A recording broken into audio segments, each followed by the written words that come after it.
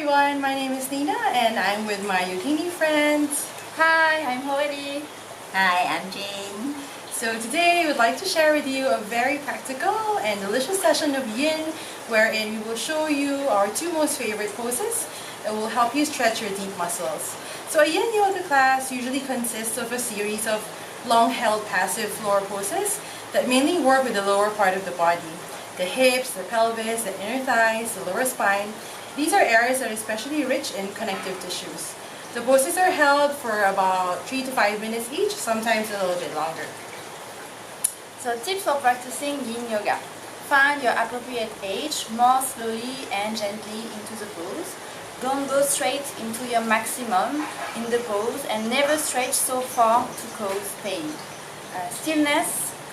Consciously try to release into the pose and to remain still without fidgeting or shifting position too much.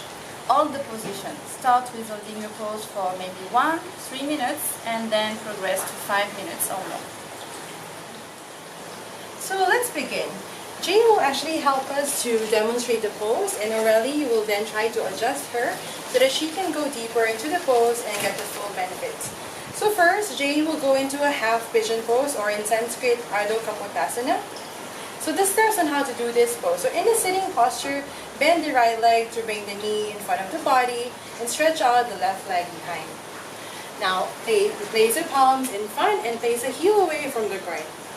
You will inhale slowly and join the palms together, and now stretch the upper body backwards and look up to the sky. Another variation is actually having your arms extended towards the front and then holding this posture for 30 seconds to a minute.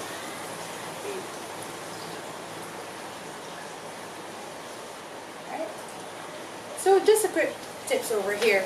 If your knees and your hips are not very flexible, you can actually keep your hand on the mat to support your knee joint. And if you're a beginner, please don't rush into the pose, as the knees are very vulnerable in this position and sudden movements can cause pain and injury. Just a contraindication, if you are suffering from any kind of knee, back, and ankle injury, it's always better to practice this pose and posture under supervision. In terms of the chakra, the posture really stretches the abdominal pelvic muscles, and it affects the Manipura chakra, or the solar plexus. Is the seat of digestive fire. This chakra regulates the function of the pancreas and the digestive organs. Therefore, an active Manipura chakra supports good health and assists in overcoming many illnesses. So as we balance the center and bend backwards, the abdominal area is engaged. It is a great posture to really tone up the abdomen, and the abdominal organs are stimulated.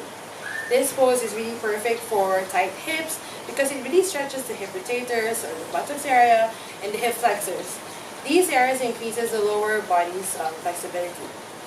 It's a great pose run stretch to relax the muscles around the thigh and groin area, and this stance is also useful for conditioning your thighs. It strengthens the back while being a great stretch for the spine. So if we look at the anatomical cue, in the pigeon pose, the back leg is straightened and back foot is aligned with the leg in plantar flexion. There is an extension of the back knee and of the hip of the back leg. Front leg is bended at a 45-degree angle. Front foot is in dorsiflexion, and there is a flexion on the knee and also a flexion on the hip. Hamstrings and hip flexor are stretched. Upper body is straightened. Long spine, shoulders away from the ear. Retraction of the shoulders. Gaze is toward the sky or in front of you with an extension of the neck. Palms are pressing onto each other in prayer's hands. Bring the palms onto prayer's hands. Wrists are flexed. Elbows are flexed. Arm extended at the shoulder joints. So for our next pose, we will have Aurelie to demonstrate it with Jane to do the adjustment. So Aurelie will come into a very restorative pose of Supta Baddha Konasana, or a reclined butterfly with either a block or in this case a bolster. So how do we get into this pose? So Aurelie will begin sitting on the floor, her legs extended. She will then bring the soles of her feet together with the knees out on the side, making a diamond shape with the legs. She will then lie back on the floor with a bolster She'll be propped on her forearms. And then she will then have her hands either placed on her belly or out on the sides. So she will stay here for a while. Usually it's about 5 to 7 minutes. So if you have any pain in your knees or your groin area, make sure that you use a lot of props, such as cushions under the knees or thighs to elevate them.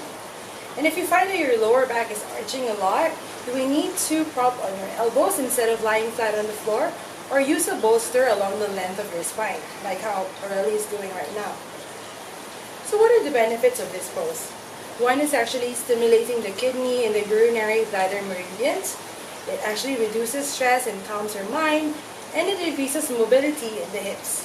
So reclining bound angle pose is a very restorative hip opener that increases flexibility in the hips and improves the range of movement in the legs. While the relaxing pose stretches the abdominal and gluteal muscles as well, its benefits are mostly concentrated in these hip flexor and rotator muscles, where the pose builds the most flexibility. This reclining posture also is a deep restorative pose that releases tension from particularly the hips. Women especially tend to store the body stress and muscle tensions in the hip area. So hip openers like Supta Bandha Asana combat this tendency by externally rotating the hip joints and building long, lean flexors and rotator muscles. So in this pose, there is the flexion of the knee and ankle joints, abduction of the thighs, external rotation of the hips. So for the chakra wise, this is a hip on the floor will stay rooted, so it's a root chakra. Okay, and the heart, number 4, heart chest open for chest energy stimulation. So thank you everyone for joining us today. We hope you enjoy your yin session with us. See you soon. Namaste.